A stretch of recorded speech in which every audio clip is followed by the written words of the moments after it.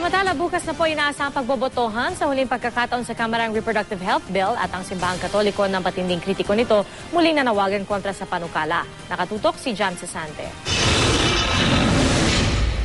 Sa unang araw ng simbang gabi, kinuha ng CBCP ang pagkakataon para ipaabot sa publiko ang pinakabago nilang pastoral letter ukol sa kontrobersyal na RH Bill.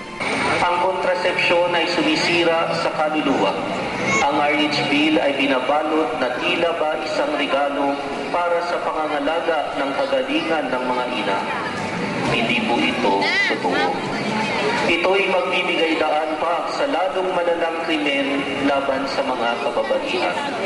Sa Kidapawan City, pinaalalahanan naman ng obispo ang mga nananampalataya na magrosaryo araw-araw para hindi maisabatas daw ang panukala. Mariing tinututulan ng Simbahang Katoliko sa RH Bill ang probisyon na nagsasabing kasama dapat ang contraceptives sa mga gamot na nasa public hospitals at medical centers. Para sa mga sumusuporta sa RH Bill, makakatulong daw ang contraceptives sa pagpaplano ng pamilya. Solusyon din daw ito sa lumalaking problema sa HIV/AIDS. Pero para sa Simbahang Katoliko, nagbibigay daan ito sa imoralidad at abortion. Ang mga Katoliko, mga Kristiyano ay kinakailangan makibahagi sa panahon na ito. Pagdasal daw yung mga congressmen, legislators, upang maging faithful sa kanilang gawain. This means upholding life, saying no to contraception, which is corruption.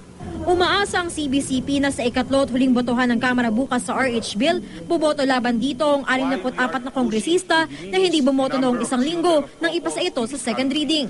Pero kumpiyansa ang RH Bill sponsor na si Congressman Edsel Lagman, natalo na ang mga kritiko ng RH Bill at makikita raw ito sa mga nakaraang botohan sa panukala.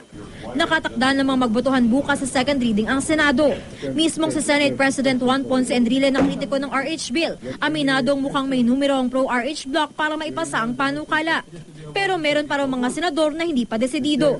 Napagkasundoan dati ng mga senador na sa Huwebes ang botohan sa third reading. Pero dahil certified as urgent na ni Pangulong Aquino ang RH Bill, pwedeng hindi na sundin ang 3-day rule sa pagitan ng botohan ng second at third reading at maaaring dumiretso na bukas sa huling botohan sa panukala. Jam Cesante, Nakatutok, 24 Oras.